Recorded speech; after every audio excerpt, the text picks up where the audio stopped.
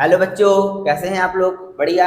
तो चलिए, आज हमारे सामने एक बहुत ही अच्छा टॉपिक है जिसका नाम है, इस चैप्टर का नाम तो आप लोग ने सुन रखा होगा। डायग्राम देखकर ही समझ में आ रहा है कि फ्लावर से रिलेटेड कुछ मैं बात करने वाला हूँ।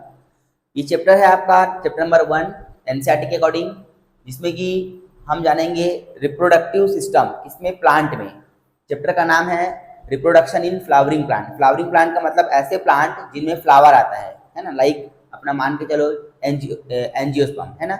इसके पहले भी और भी है, जिम्नोस्पर्म, ब्रायोफाइटा, टेरिडोफाइटा। उनके बारे में हम यहाँ बात नहीं करेंगे, हम यहाँ पर डायरेक्ट बात करेंगे एंजियोस्पर्म के बारे में। तो चलिए, सबसे पहले तो फ्लावर। फ्लावर क्या होता है? फ्लावर को हम मानते हैं रिप्रोडक्टिव ऑर्गन ऑफ प्लांट। ठीक है, यानी जितने भी रिप्रोडक्टिव ऑर्गन्स होंगे, मेल फीमेल सब कुछ किसमें रहेगा? फ्लावर में रहेगा। तो फ्लावर का मैंने देखो यहाँ पर एसेसरी ऑर्गन्स बनाए हैं। देखिए यहाँ पर ये है स्टेमेन। स्टेमेन मतलब क्या? मेल रिप्रोडक्टिव पार्ट है ये। स्टेमेन जो है यहाँ पर पोलन ग्रेन बनेगा, जो कि बाद में मेल गैमेटोफाइट में कन्वर्ट हो जाएगा, फिर उसमें मेल गैमेट बनेगा। ठीक है, आगे देखिए पेटल। पेटल तो आपने देखा ही होगा, कलरफुल पार्ट होता है फ्लावर का, जिसकी वजह से फ्लावर में कलर होता है। ठीक है, ये है सेपल। इसके बाद कार्पल। कार्पल जो है ये फीमेल रिप्रोडक्टिव पार्ट है। ग्रुप ऑफ स्टीमेन को हम कहते हैं कैलिक्स। ग्रुप ऑफ कार्पल को कहते हैं कोरोला। ठीक है, और ये ओवरी, और ओवरी के अंदर है ओव्यूल। तो याद रखना कि फ्लावर वाले जितने भी प्लांट होते हैं उनमें ओवरी जो होता है, ओवरी आगे चल के कन्वर्ट हो जाता है किसमें? फ्रूट में। यानी हम जो फल खाते हैं एक्चुअली में वो कुछ और नहीं, फ्लावर का क्या है? ओवरी वाला पार्ट है। और जो सीड होता है हमारा, सीड किस में कन्वर्ट होता है? मतलब किस चीज से सीड बनता है बोला जाए तो ओव्यूल से बनता है। तो आई होप कि इतना बेसिक आपको तो क्लियर होगा। अब बात करेंगे हम लोग, एक एक करके पढ़ेंगे। पहले पढ़ेंगे हम लोग मेल रिप्रोडक्टिव पार्ट को, जिसमें पहला होता है हमारा स्टीमेन। देखिए स्टेमेन जो है, वैसे तो कहने के लिए देखिए दो हिस्सा है इसमें, एंथर और फिलामेंट। एंथर जो है इसका देखो बाइथिकस है। बाइथिकस का मतलब दो हिस्सों में बटा हुआ है एंथर, है ना। देख पा रहे हो आप? अब इस एंथर को जैसे मान लो, देखो ये एंथर है, अगर मैं इसको ऐसा इसका क्रॉस सेक्शन काटता हूँ ऐसा बीच से ऐसा, तो जब काटूंगा ना तो जो मेरे को ये इसका हिस्सा दिखेगा, इसका डायग्राम मैंने यहाँ पर ऐसा बनाया है। इसको हम बोलते हैं क्या? देखो देखो बाइथिकस है ये, लेकिन मालवेसी फैमिली जो होती है गुड़हल वगैरह में, ये मोनोफिकस पाया जाता है जो एंथर होता है ना। तो ये देखो इसमें क्या है? 4 चेम्बर है। चारों क्या है? ये माइक्रोस्पोरेंजियम है। माइक्रोस्पोरेंजियम, माइक्रो मतलब याद रखना, बायो में हम जब भी माइक्रो का वर्ड यूज करेंगे तो उसका मतलब होता है मेल बॉडी। मेल बॉडी के लिए माइक्रो और फीमेल बॉडी के लिए मैक्रो वर्ड यूज करेंगे। तो माइक्रो आ गया, इसका मतलब क्या है? ये मेल बॉडी की बात कर रहे हैं। और स्पोरेंजियम का मतलब होता है जिसमें स्पोर रहता है, मतलब एक चेम्बर है। स्पोरेंजियम मतलब एक चेम्बर जिसमें मेल स्पोर रहता है, तो होता है माइक्रोस्पोरेंजियम। यह है स्टोमियम। स्टोमियम मतलब डेइसेस। आपने वो खेला होगा, क्या बोलते हैं, गेम आता है कि इसमें मोबाइल में, कैंडी क्रश। तो जब वहां पर बहुत ज्यादा जब मात्रा में जब एक साथ आप कलर ग्रेडिंग करते हो, तो एक साथ वहां पर क्या होता है, वो जितने भी चॉकलेट होते हैं सारे के सारे क्या होते हैं? फूटते हैं सब, है ना। तो वैसे ही कुछ यहाँ पर भी डेसेस होता है। ठीक है, इसके बाद देखो एंथर वॉल यहाँ पर है। एंथर वॉल का इंपॉर्टेंस बहुत ज्यादा है, हम इसको अभी यहाँ पर देखेंगे अच्छे से। ठीक है, चलिए, तो ये एंथर वॉल है। देखो एंथर वॉल का आपके एग्जाम में क्वेश्चन आ सकता है, यहाँ से शायद में भी डायग्राम ही आ जाए। तो देखिए सबसे पहले एंथर वॉल में सबसे आउटर लेयर को हम कहते हैं एपिडर्मिस। इसके बाद इनर लेयर को हम कहते हैं क्या? एंडोडर्मिस। ठीक है, और जो कुछ होता है मिडिल लेयर, इसका कुछ क्या होता है? मिडिल लेयर, है ना, ये मिडिल लेयर होता है। तो मिडिल लेयर कितने होते हैं? 2-3 रहते हैं। और सबसे इंपॉर्टेंट जो लेयर होता है वो हमारा होता है टेपिटम, याद रखना। और टेपिटम के अंदर होता है स्पोर मदर सेल, जो कि 2n होता है। और उसी में होता है मियोसिस, जिसकी वजह से बनता है क्या? स्पोर। कौन सा स्पोर बताओ? मेल स्पोर, माने कि माइक्रो स्पोर, है ना। ठीक, चलिए अब बात करते हैं फंक्शन ऑफ टेपिटम का। तो फंक्शन ऑफ टेपिटम को बताने से पहले मैं यहाँ से पहले इस माइक्रो स्पोरोजेनेसिस बता देता हूँ, जिसकी वजह से आपको फंक्शन ऑफ टेपिटम जो है वो आसानी से समझ में आएगा। और याद रखना एग्जाम में, बोर्ड एग्जाम में फंक्शन ऑफ टेपिटम पूछा जाएगा इस बार। बहुत इंपॉर्टेंट टॉपिक है, नीट में भी क्वेश्चन यहाँ से आया हुआ है। ठीक है, तो माइक्रो स्पोरोजेनेसिस का बात करते हैं। देखिए माइक्रो स्पोरोजेनेसिस, जेनेसिस का मतलब होता है बनना। बायो में कभी भी अगर जेनेसिस वर्ड आए मतलब क्या होता है? बनना, फॉर्मेशन होना। और माइक्रो स्पोर, देखो माइक्रो स्पोर मतलब क्या बताया था मैं? मेल का स्पोर। तो मेल वाला जो हिस्सा है आपका, उसके जो स्पोर का फॉर्मेशन जो है उसको कहते हैं माइक्रो स्पोरोजेनेसिस। अब बताओ फीमेल के लिए क्या वर्ड यूज करेंगे? सिंपल, माइक्रो का जगह क्या लगा देंगे? मैक्रो लगा देंगे, बस यही अंतर रहेगा। तो देखिए यहाँ पर जो माइक्रोस्पोरेंजियम है, इसके अंदर क्या होता है? माइक्रोस्पोर मदर सेल होता है, एमएमसी बोलते हैं इसको, माइक्रोस्पोर मदर सेल, जो कि 2n होता है ना, डिप्लॉयड होता है। ठीक है, डिप्लॉयड का मतलब समझते हो ना, नंबर ऑफ क्रोमोसोम कैसा रहेगा, सेट में रहेगा। जैसे 2n का मतलब देखो, 2n मतलब 46 हमारे बॉडी में सेट में है ना, इवन नंबर, ठीक है। और 2n इज इक्वल टू मान लो 22 आ गया, ये भी 2n ही कहलाएगा। लेकिन अगर इसका मैं n निकालूं तो n इज इक्वल टू 23 हो जाएगा मेरी बॉडी में, तो उसको हम हैप्लॉइड बोलते हैं। फिलहाल ये कैसा है, डिप्लॉयड है। क्या होगा देखो, इसमें मियोसिस होगा, है ना। और मियोसिस होगा तो होगा क्या इसमें, एक बार ये बताओ, एक सेल में जब मियोसिस होता है तो कुल कितने सेल बनते हैं? एक सेल में मियोसिस के बाद कितना सेल बनता है? 4 सेल बनता है, याद रखना। तो देखो 4 सेल है, 1 2 3 4, 1 2 3, 3 दिख रहा है। अब चौथा सेल कहाँ है? यहाँ पर इसके जस्ट पीछे है, वो पीछे देखो। इसे मान लो ये अब सामने इसके पीछे रख दो ये मार्कर को, तो आपको तो सामने से एक ही मार्कर दिखेगा ना। तो वैसे ही क्या हुआ है कि एक स्पोर जो है ना वो पीछे चला गया है, पर है 4 ही दोनों में ना। इसको हम कहते हैं टेट्राड। टेट्राड मतलब, टेट्रा मतलब क्या होता है? 4, इसलिए टेट्राड बोलते हैं इसको। अच्छा, ये चारों के चारों स्पोर जो है ना आपस में ना कैलेज नाम के केमिकल से क्या है, सॉरी कैलोज नाम के केमिकल से आपस में बंधे हुए हैं, जुड़े हुए हैं। अभी हमको उसको अलग करना है, तो हम समझेंगे वो अलग कैसे होगा। आगे बढ़ते हैं फिलहाल तो। अब देखो कैलोज डिस्ट्रॉयड, जो अपना कैलोज है वो डिस्ट्रॉय हो जाएगा किससे? कैलेज से। अब समझते हैं, अब यहीं पर आएगा फंक्शन ऑफ टेपिटम। तो फंक्शन ऑफ टेपिटम में पहला फंक्शन क्या है? Auxin hormone. तो याद रखना, ऑक्सिन हार्मोन क्या करता है कि जो मियोसिस है, मियोसिस को ना प्रमोट करता है कि मियोसिस हो अच्छे से, किसमें? एमएमसी में, मतलब माइक्रोस्पोर मदर सेल में, जिससे कि हमारा क्या बनेगा, यहाँ पर से स्पोर जो है वो बनेगा। कौन सा स्पोर? माइक्रोस्पोर, ठीक। नेक्स्ट है अपना कैलोज। कैलेज, कैलेज भी कौन निकालेगा? टेपिटम ही निकालेगा। और कैलेज करेगा क्या? देखो ये जो चिपका हुआ है ना 4 स्पोर जो है, इनको अलग करेगा, सेपरेट करेगा। याद रखना ये काम कैलेज ही करेगा। और कैलेज निकलेगा कहां से? टेपिटम से। तो टेपिटम का 2 काम हो गया। पहले तो ऑक्सिन हार्मोन वो क्या करेगा? मियोसिस में हेल्प करेगा। और कैलेज क्या करेगा? कैलोज को डिस्ट्रॉय करेगा, जिससे जो माइक्रोस्पोर जुड़ा हुआ है सब वो अलग अलग हो जाएगा। इतना क्लियर? अब देखो, अब माइक्रोस्पोर तो अलग हो गया, ये मान लो माइक्रोस्पोर है, अलग हो गया। अब क्या होगा, इसके चारों तरफ अपना एक केमिकल आएगा स्पोरोपोलिनिन नाम का। ये स्पोरोपोलिनिन आ गया, इसी बाहर चारों तरफ आ गया, कवर कर लिया। अब इस स्ट्रक्चर को हम बोलेंगे पोलेन ग्रेन। तो पोलेन ग्रेन वर्ड ये इसके लिए यूज करते हैं, है ना, याद रखना। मतलब माइक्रोस्पोर अलग है, पोलेन ग्रेन अलग है, आया एक ही चीज से है, ये माइक्रोस्पोर हो गया। और जब इसी माइक्रोस्पोर के चारों तरफ क्या जाता है? स्पोरोपोलिनिन, तब ये बनता है क्या? Pollen grain. तो याद रखना, नीट में एक साल क्वेश्चन आया था कि जो हमारे नेचर में सबसे ज्यादा रेजिस्ट वाला जो सब्सटेंस है वो क्या होता है? तो याद रखना स्पोरोपोलिनिन, उसमें ऑप्शन था। आई थिंक 2014-15 के आसपास में क्वेश्चन आया हुआ था, तो एक बार इसको देख लेना। और स्पोरोपोलिनिन यानी कि क्या बन गया? ये मेल पोलेन ग्रेन बन गया। और यही अपना है क्या? Male gametophyte. अब देखो गैमेटोफाइट का मतलब क्या होता है? गैमेटोफाइट का मतलब होता है, स्पोरोफाइट मतलब होता है जिसमें स्पोर बने, है ना। और गैमेटोफाइट मतलब जिसमें गैमेट बने, सिंपल सा बात है। तो गैमेट ये बनेगा इसके अंदर, जो पोलेन ग्रेन है ना इसके अंदर अब गैमेट बनेगा, ध्यान रखना इतना। अब पोलेन ग्रेन का देखो डायग्राम आ सकता है आपके एग्जाम में, है ना।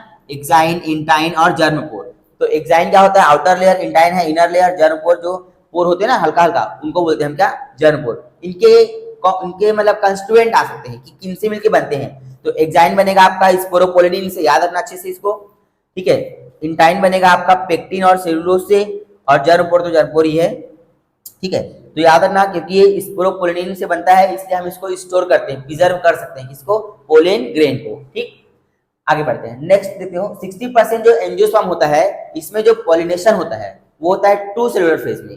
2 सेलुलर फेज में देखो ये पोलेन ग्रेन है, पोलेन ग्रेन, इसमें क्या होगा? इसमें होगा माइटोसिस। माइटोसिस, माइटोसिस मतलब सेल डिवीजन एक प्रकार का।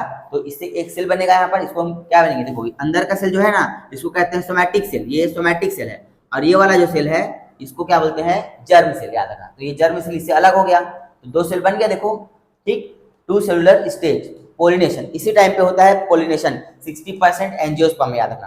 तो वे पूछे 60% एंजियोस्पर्म में किस फेज में होता है? तो 2 सेलुलर फेज में होता है पॉलिनेशन। अब क्या होगा जब ये पॉलिनेशन हो जाएगा? तो पॉलिनेशन की मतलब होता क्या? देखो एक प्रकार से याद रखना, moment of pollen grain, moment of pollen grain from anther to stigma, यही तो है पॉलिनेशन। पोलेन ग्रेन यहाँ पर बना है, अब इसका यहाँ पर आना, यही तो पॉलिनेशन है। तो जब पॉलिनेशन होगा ना तो क्या होगा? ये हिस्सा पूरा यहाँ आ जाएगा। अब यहाँ पर आएगा ना तो किस फेज में आएगा? यहाँ से 2 सेलुलर फेज में आएगा।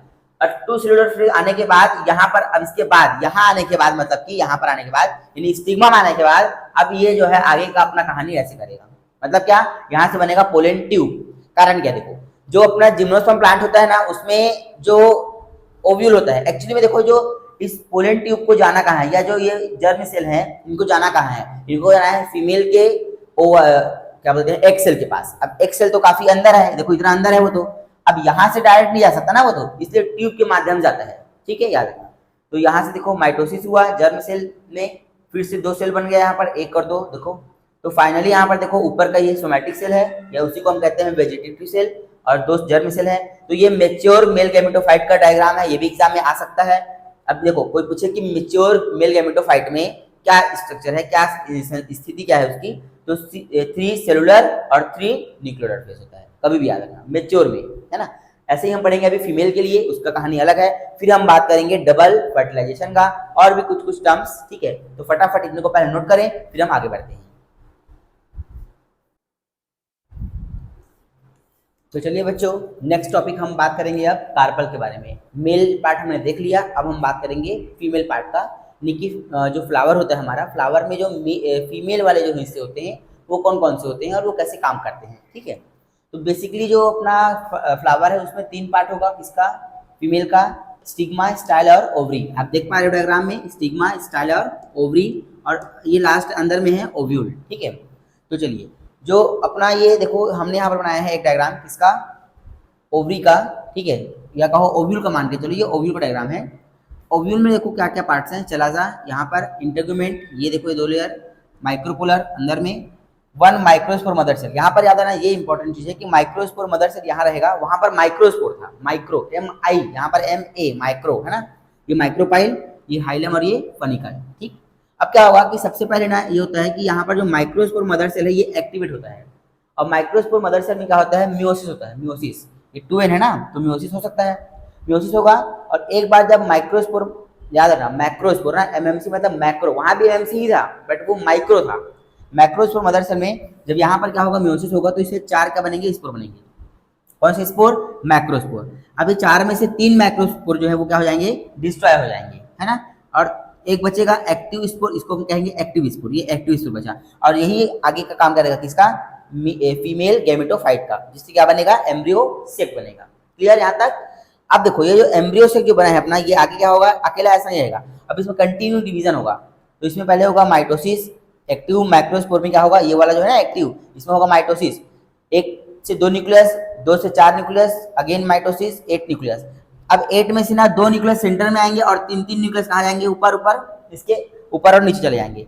अब क्या होगा, ऊपर में 3 सेल बनेगा, नीचे में 3 सेल बनेगा, बीच में 2 न्यूक्लियस रहेंगे, इनको हम बोलते हैं पोलर न्यूक्लियस। ठीक है, और 3 ऊपर के सेल को हम कहेंगे क्या, एंटीपोडल। देखो ऊपर और नीचे, एनसीईआरटी में इसको नीचे बोला गया है, तो आप उसको देख लेना अपने हिसाब से, नीचे भी कर सकते हो। तो एंटीपोडल सेल, न्यूक्लियस N+N क्योंकि जुड़ा नहीं है, ऐड नहीं हुआ है, सिनर्जिड सेल नीचे का, और एक होता है क्या यहाँ पर, फीमेल गैमेट, है ना, तो एक होगा फीमेल गैमेट। तो आई होप इतना आपको क्लियर है। तो आपके एग्जाम में ना ये क्वेश्चन आ सकता है, इंपॉर्टेंट क्वेश्चन है कि मेच्योर एम्ब्रियो से या गैमेटोफाइट का डायग्राम बनाओ। तो याद रखना 7 सेलुलर 8 न्यूक्लियोलर, मेच्योर गैमेटोफाइट का। जबकि मेल में जो मेच्योर था उसमें 3 न्यूक्लियस और 3 क्या था, सेल्स है ना। दोनों MCQ में भी आ सकते हैं क्वेश्चन। अब देखो इसका ही ये डायग्राम है मेच्योर ओवल का। होगा क्या एक टाइम पे कि जैसे ये ग्रो करेगा ना, ये वाला हिस्सा यहाँ जब आएगा तो ये क्या करेगा, ज्यादातर मैक्सिमम जो अपना माइक्रोपोलर वाला हिस्सा है ये क्या हो जाएगा, पूरा पूरा डिस्ट्रॉय हो जाएगा। तो ये पूरा जगह को घेर लेगा, ऐसा ऐसा देखो, ऐसे घेर लेगा जगह को। जब घेर लेगा तो ये हिस्सा पूरा गायब हो जाएगा। ठीक, ये हिस्सा गायब हो जाएगा तो क्या होगा, देखो ये पूरा ऐसा गायब हो जाएगा। तो ये देखो ऐसा, ये आप देख पा रहे हो, ये देखो ये ऐसा पूरा गायब हो जाएगा। तो ये पूरा अपना ऐसा यहाँ से ऐसा कवर बना देगा, ऐसा मैंने इसी का डायग्राम यहाँ पर बनाया है, देखो ये। ठीक है, तो इस तरीके से आपको दिखेगा। अब ये माइक्रोपोलर हो गया, ये हो गया एम्ब्रियो सेक आपका, और ये होगा ये मेच्योर ओवल। अब हम बात करेंगे फर्टिलाइजेशन का, क्योंकि हमारे पास मेल गैमेट तैयार है, फीमेल गैमेट तैयार है, ये फीमेल गैमेट है। अब इन्हें फर्टिलाइजेशन कैसे होगा, तो फटाफट इतने को लिखिए, फिर हम आगे बढ़ते हैं। तो चलिए बच्चों, अब हमारा जो टॉपिक है बहुत इंपॉर्टेंट टॉपिक है, जिसका नाम है फर्टिलाइजेशन। हमने अभी तक फीमेल पार्ट को देख लिया, मेल पार्ट को देख लिया, कैसे गैमेटोफाइट बनता है, कैसे फीमेल गैमेटोफाइट मेल गैमेटोफाइट बनता है। ये टॉपिक समझना है तो पहले वो टॉपिक अच्छे से एक बार और देख के आ जाओ, रिपीट कर लो, उसके बाद ही ये टॉपिक में आओ, तो एकदम एक बार में आएगा समझ में। बहुत इंपॉर्टेंट है पॉइंट ऑफ व्यू एग्जाम के, बोर्ड एग्जाम के। ठीक है, यहाँ से MCQ भी आपके बनेंगे। तो देखिए इसमें होना कुछ नहीं है, एकदम इजी है कि फर्टिलाइजेशन मतलब दो गैमेट का मिलना, सिंपल दो गैमेट या दो न्यूक्लियस का मिलना मतलब फर्टिलाइजेशन। होगा क्या कि जो यहाँ पर सिनर्जी सेल होता है, सिनर्जी सेल से क्या होता है कि एक उसमें सब्सटेंस होता है या एक उसमें स्ट्रक्चर होता है फिलीफॉर्म अपरेटस। उस फिलीफॉर्म अपरेटस से क्या होता है कि एक अननोन सब्सटेंस निकलता है, वो अननोन सब्सटेंस पोलन ट्यूब को अपनी तरफ अट्रैक्ट करेगा। जब अट्रैक्ट करेगा ना तो ये पोलन ट्यूब जो है ना, ये पोलन ट्यूब जो है वो किसी एक सिनर्जिड सेल में क्या हो जाएगा, इंक्लूड हो जाएगा, चला जाएगा। जिस भी सिनर्जिड सेल में जाएगा वो सिनर्जिड सेल को डिस्ट्रॉय कर देगा। पोलन ट्यूब जिस भी जाएगा ना सिनर्जिड सेल में, उस सिनर्जिड सेल को डिस्ट्रॉय कर देगा। और इस ट्यूब के दोनों न्यूक्लियस, देखो एक न्यूक्लियस है और दो क्या है सेल है, वो दोनों ही उस सिनर्जिड सेल में क्या हो जाएंगे, फ्री हो जाएंगे।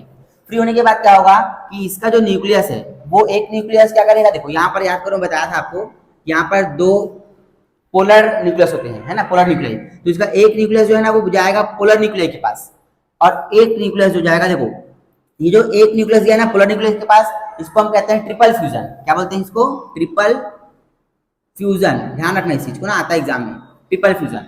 और जो एक इसका जो मेल गैमेट है वो एक फीमेल गैमेट के पास जाएगा, उसको बोलेंगे हम लोग क्या, सिनगैमी। यहाँ पर क्या होगा, सिनगैमी, याद रखना। सिनगैमी मतलब मेल और फीमेल गैमेट का मिलना, सिनगैमी हो गया। और ट्रिपल फ्यूजन मतलब क्या हो गया, तीनों न्यूक्लियस का बस मिलना, वो होगा ट्रिपल फ्यूजन। और दोनों को मिला के एक साथ बोलते हैं डबल फर्टिलाइजेशन। डबल फर्टिलाइजेशन के थ्रू क्या होता है, फाइनली यहाँ से बनता है आपका क्या, एंडोस्पर्म आता है। यहाँ से ये जो बना ना 3N, ये क्या है, एंडोस्पर्म। ठीक है, इसको कहते हैं PEN, प्राइमरी एंडोस्पर्म न्यूक्लियस। और यहाँ से बनेगा जाइगोट। अब एंडोस्पर्म का काम क्या होगा, जो जाइगोट जो, अब देखो ये जो जाइगोट बन रहा है आपका, जो जाइगोट बना है यहाँ से, जाइगोट जो बना आपका, इस जाइगोट से क्या बनेगा, आगे एम्ब्रियो बनेगा। क्या बनेगा, इससे एम्ब्रियो बनेगा। ये देखो आप देख पा रहे हो, ये आपका हो गया PEN और ये हो गया आपका जाइगोट। तो ये जो है ना, ये जो अपना PEN है, प्राइमरी एंडोस्पर्म न्यूक्लियस क्या करेगा, इस जाइगोट को न्यूट्रिशन देगा, नरिशमेंट देगा, जिससे कि वो जाइगोट जो जब एम्ब्रियो में कन्वर्ट होगा ना तो उसको नरिशमेंट मिलता जाए अच्छे से, और वो अपना ग्रोथ जो है वो कर सके। तो यहाँ तक आपको अच्छे समझ में आना चाहिए कि डबल फर्टिलाइजेशन किसको कह रहे हैं। एक बार जाकर के बुक को पढ़ो, अब आपको क्लियर हो जाएगा एकदम से। और एग्जाम में आएगा तो आपको ये 3-4 डायग्राम बनाने पड़ेंगे। एक चीज और बहुत इंपॉर्टेंट चीज बता रहा हूँ, ये है कि इसके बाद अगला जो अपना टॉपिक आएगा वो उसमें मैं बनाऊंगा शायद फ्रूट का बनाऊंगा और एम्ब्रियो डेवलपमेंट का बनाऊंगा। ठीक है, मेरोब्लास्टिक, होलोब्लास्टिक क्या होता है, सस्पेंसर कब बनता है, फ्रूट कितने टाइप के होते हैं। तो इसलिए इसके बाद आप उसको जरूर देखना, तब तक पढ़ाई करते रहिए। एक चीज और कि ये वीडियो अगर आपको अच्छा लगता है तो बच्चों प्लीज वीडियो को लाइक कर दिए, सब्सक्राइब कर दीजिए और बेल आइकन को प्रेस कर दीजिए, ताकि मेरा सारा का सारा वीडियो आपके पास समय समय से पहुंचती जाए और आप एग्जाम के पहले ही सारे अच्छे से अपने आप को प्रिपेयर कर सके। तो तब तक पढ़ाई करते रहिए। All the best.